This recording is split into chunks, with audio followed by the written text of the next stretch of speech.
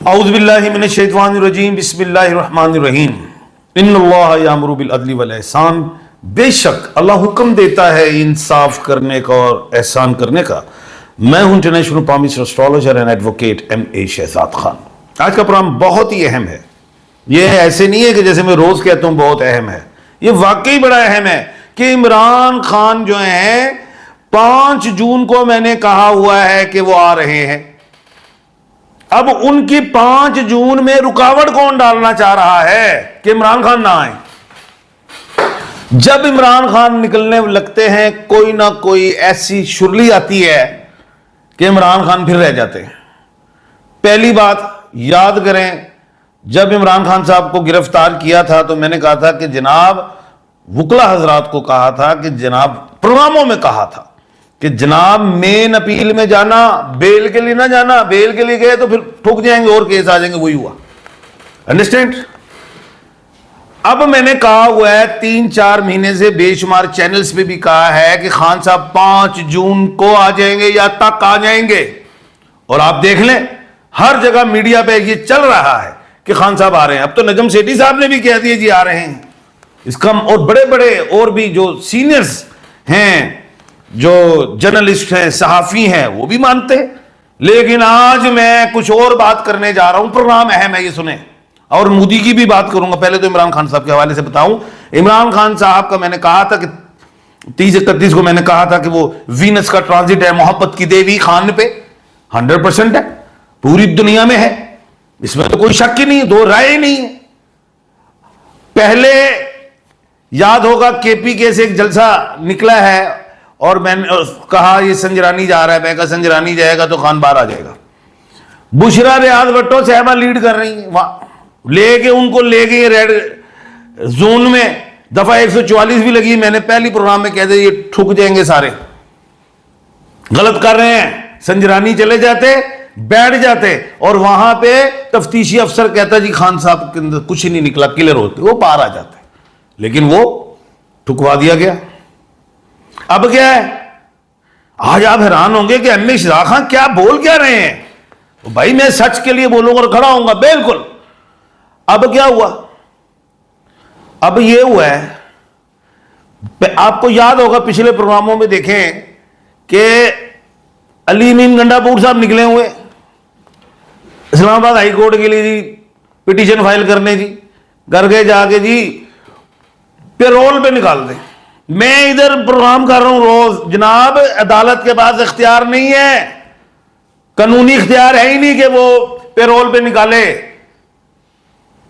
ये कहा है मैंने बेशुमार, वही हुआ, अदालत ने उड़ा के फेंक दिया। अब गलती किसकी है इधर?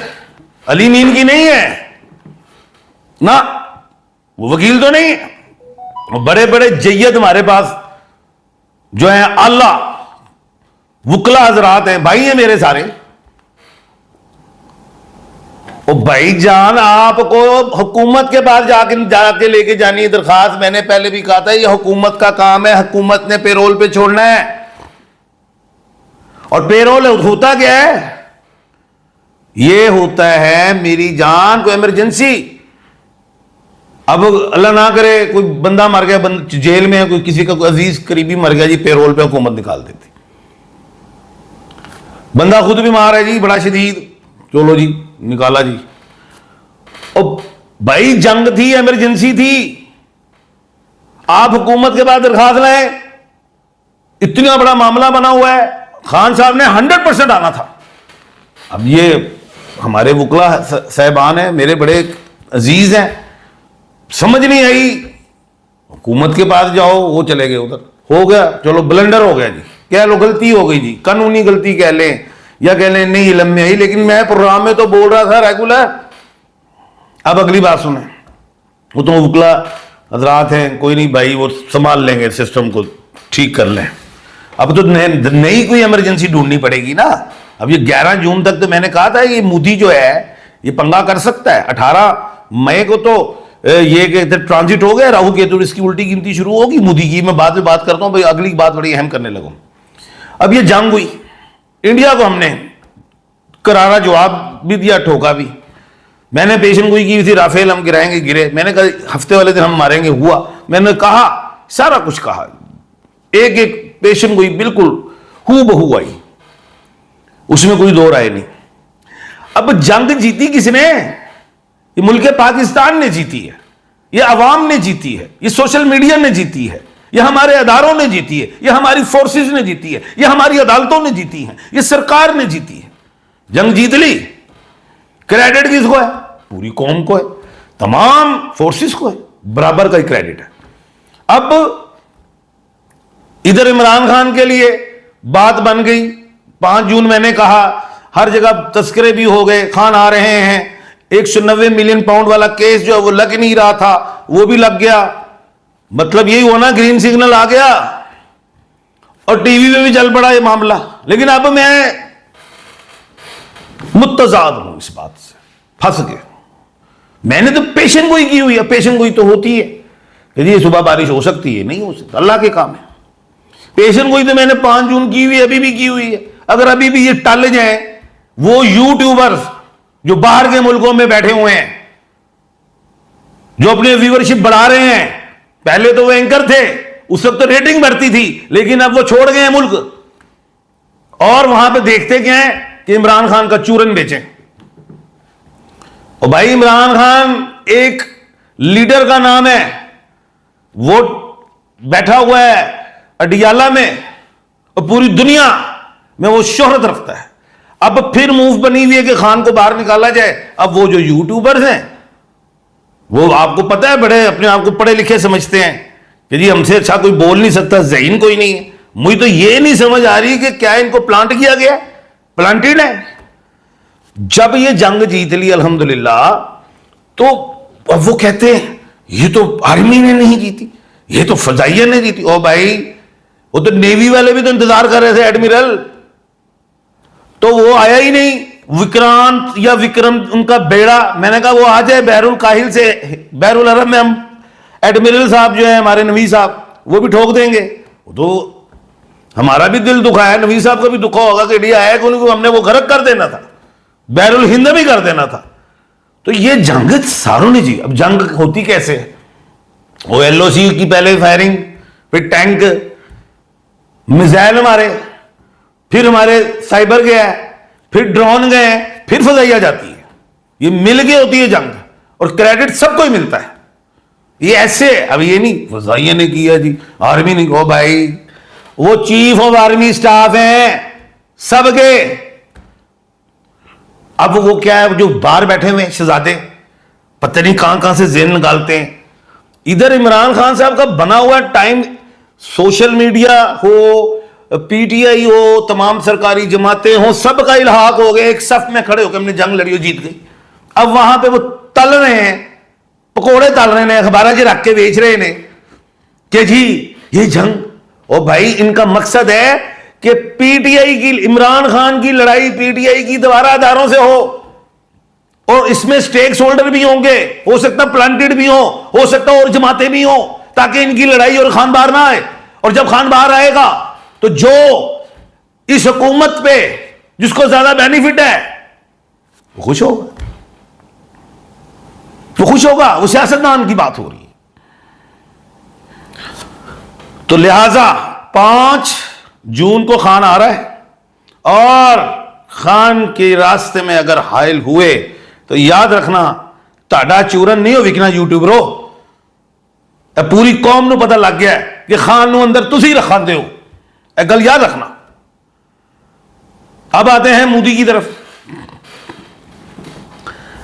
अब मोदी, मैंने कहा था 18 मई को, ये हर प्रोग्रामों में चेक करें आप, 18 मई को मैंने कहा था कि मोदी की उल्टी गिनती शुरू हो जाएगी, क्योंकि 18 मई को केतु वर्गो से निकल जाएगा। वर्गो पी से है, उसका जो अल्फाबेट है PNG, पी से पाकिस्तान, पलवामा इन पहलगाम, यहां से निकल गया। यानी कि अब पाकिस्तान के ऊपर से जो प्रॉब्लम्स हैं वो अल्लाह के हुक्म से गई।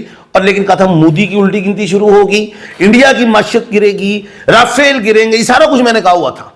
अब डिफेम हो गया, मोदी बिहार से हारेगा, माशियत तबाह, 2 पेशेंट को, राफेल ठक, जो हफ्ता का ठक। अब मोदी को मैंने ये भी कहा था कांग्रेस भी पड़ेगी, उसकी अवाम भी इसके खिलाफ होगी, वो हो गया। अब मोदी गुस्से में रहेगा कि मैं इस चीज का बदला लूं, इज्जत भी अपनी भी करूं, मुल्क की भी, इंडिया की भी करूं, पूरी दुनिया में तो जलील हो गए, डिफेम हो गए। मोदी जाहिर है इस चीज के लिए एग्रेसिव होगा, वो फिर सोचेगा कि पुलवामा जैसा मामला किया जाए या पाकिस्तान में बलूचिस्तान वाला मामला किया जाए। लेकिन इस दफा 11 जून तक की मोहलत है इसके पास, मोदी के पास, कोई ड्रामा करे। लेकिन ड्रामा वो कर सकता है, कोई एक्शन नहीं। एक्शन के लिए तो पूरा माइंड चाहिए ना, लड़ाई के लिए। उसने बुरे तरीके से मार खाई है, पाकिस्तान ने हराया, तो वो ये सोचेगा हमने कहां से हम हारे हैं, उसको हमने कैसे ठीक करना है। वो ठीक करने के लिए तुम्हें फिर सदी चाहिए, पाकिस्तान फिर वो आगे निकल जाएगा। इस मुल्क के पाकिस्तान में अब पाकिस्तान तीसरे नंबर पे है, बड़ा चौथा नंबर करते थे चाइना, रशिया और पाकिस्तान, इस खित्ते के बब्बर शहर हैं। ये तुम्हें एक उंगली के, अब तीनों ये एक उंगली के खाने के मालिक हैं, और एक उंगली है, एक उंगल नाल बंदा भी ठुक जाता है, इत्थे जे मार दिता जाए दसना नहीं। चलो अच्छा, बात यह है अभी मौजूदा जो सूरत हाल है उसके मुताबिक, अल्लाह ना करे दोबारा कोई ऐसा वाकया है तो फिर इमरजेंसी हो, तो भाई उस वक्त ही आप हुकूमत को दे देना दरखास्त कि खान साहब को निकाल दें पेरोल पे। लेकिन अब कोई इमरजेंसी नहीं आ रही, तो खुदाया सोशल मीडिया हो, पीटीआई के मेरे भाई हो, सारे जो लोग हैं और ये चूरन बेचने वाले, अगर ये बड़े खान को चाहते हैं तो अपनी जबानों को सील ले, खान का आने का टाइम है। और अगर कोई पंजाबी दे विच बड़ा कुछ बोल जाते ने, जे मैं उन्होंने बोलना, जो कुछ चवल चुवल मारी तो मंजी ठुक जानी है ताड़ी, वो फिर पब्लिक जड़ी है उन्होंने समझ आ जानी है कि तुसी जड़े इन्होंने खान फसान रखे है, फसान टुरे हो, कड्डन नहीं टुरे हो। तो कल इंशाअल्लाह अल्लाह के हुक्म से दोबारा मुलाकात होगी नए मौजू के साथ। और जाते जाते एक बात जरूर करूंगा, खान के लिए, इमरान खान के लिए दुआ करनी है, निकलें खान के लिए, सदकात दें, तस्बीहात करें, खान निकले। अपना और अपने इर्द गिर्द के लोगों का ख्याल रखिएगा। मुझे दीजिए इजाजत, अल्लाह हाफिज।